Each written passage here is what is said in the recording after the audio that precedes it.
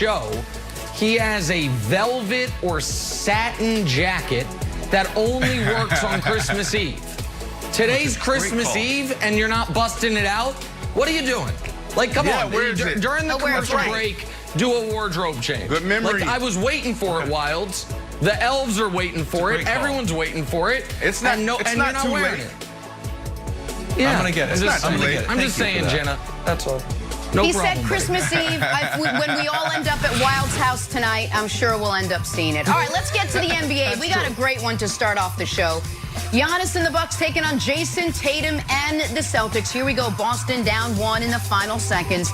Tatum from deep over who? Over Giannis. For Tatum, his 30th point of the night. It puts Boston up 2 with 0.4 seconds to go. Bucks with a chance for overtime. Watch it. A perfect play drawn up only for Giannis. Fouled on the inbound pass. So Giannis will go to the line he needs to. First one, boom, makes it. Second one, should be a lock. Not a lock. Misses the second. Giannis, you can't miss it. Good observation, Jenna. Celtics take an exciting season opener. Nick, my Celtics are undefeated. How about that for Boston? But we got to start by talking about this ending. What do you think, and we will get to Danny Ainge. Nick, bigger deal, Tatum's game winner over Giannis or Giannis coming up short at the line at the end there? All right, I'm going to start with the free throw, and then I have a question to ask Kevin Wilds. Listen, announcers don't like to hear this. Media members don't like to hear this, but here's a dirty truth about the NBA. Missed free throws don't actually really matter. Find me the last championship swung by a missed free throw. There's one in the last decade. Kawhi Leonard missed one before the Ray Allen 3. People love banging on, oh my God, how do you not make your free throws? Because it's the one thing commentators can say, well, I could do it. Well, no, actually, in the moment you couldn't. You'd miss the basket entirely. So Shaquille O'Neal, historically bad free throw shooter. You know how many playoff games he lost because of free throw shooting? None that mattered ever, really. Oh my God. I'm not worried about that. What about Karl Malone's? What about Karl Malone's free throws? Now we're going 25 years ago. Karl Malone had other issues. So if we want to go back a quarter century, that's fine. But Kevin Wilds, on the Tatum thing, I have a question for you. Do you want the real take, or do you want the fake take that everyone is going to give today? Which one do you want? You tell me. Well, I like the realness. I like the realness. The great album title, and it's what I'm looking for you. It's what all of America is looking for you. I would like the real take, please. Okay. Because the fake take would have been, this is the arrival of a superstar. These are the moments. Oh, yeah. This is how Jason Tatum takes the next leap, and you're going to hear that all throughout the day. Here's the real take. That was an egregious miss. That was missed so badly it went in. That's the answer. So, like, what's the bigger deal? Well, Giannis missed a free throw barely. Tatum missed his shot by 4 feet so badly that it banked in. I totally agree. Because here's what I know. He was not trying to bank this in. He missed it, not by this much, but by this much. I know. And so, listen, the win counts and the Celtics feel good, but that's not a good shot. And it's not that it's a bad shot because it was contested or anything. It's a bad shot, Wilds, because he missed it by 3.5 feet. So that's the. So I say neither's a big deal. Giannis's miss or Tatum's even worse miss that was missed so bad it went in. That's the honest take. I totally agree. I think the basketball gods are very upset this morning. Basketball has a way of balancing itself out. You want to bank in a 3? There's an alert. God gets an alert. The basketball gods, there's several. Boop, boop, boop. Oh, banked in 3, game winner. Oh, no. Accept, bingo, phantom call, lob. There we go. The basketball world is righted. But Giannis can't miss that. And then the basketball gods are like, dude, we gave you a shot here. Of course he can. And Brandon, here's the other weird thing about Giannis that I agree with Nick. It is the rare clutch, not clutch fourth quarter. He had 18 points. He went 7 for 10.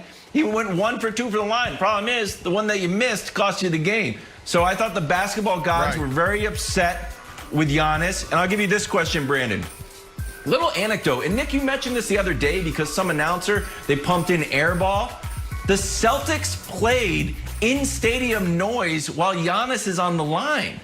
And I was like, yeah, that's right. Like, I guess that's allowed, but it opens up a big Pandora's box of what you can play unnaturally in the sound to you can start putting on Nick Wright's takes about Tatum over the. I don't know why the Celtics would necessarily do that. Maybe that would be a Bucks thing.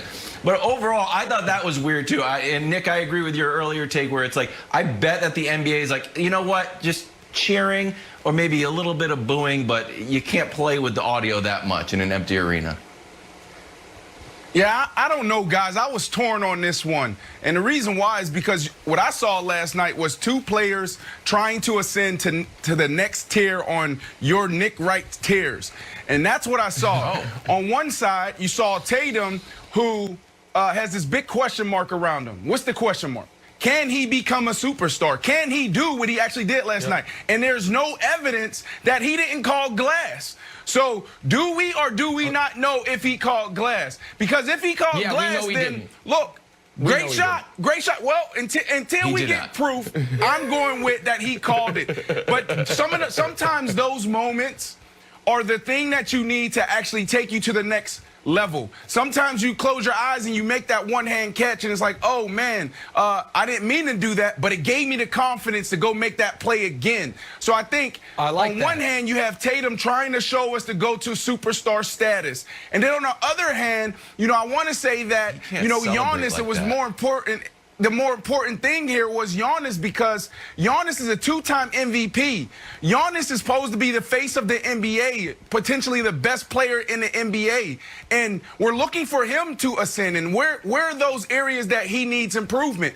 Well, free throws. Like, if this was just a single game, an isolated issue, then it wouldn't be an issue. But he shoots 63% from the line. That is a problem. Yeah. We also see him like, will he shoot threes? Well, he shot 8 threes last night, so he showed that he's trying to at least attempt to get better there, and then also put his back against the basket and try to create offense differently than just putting down his shoulder and bulldozing his way to the rim. So look, I think it's a bigger deal that Giannis missed this, because he's a 63% shooter from the line, Nick, and it does matter. Like, you keep talking about free throws don't matter, but sometimes these little moments are the difference between winning and losing.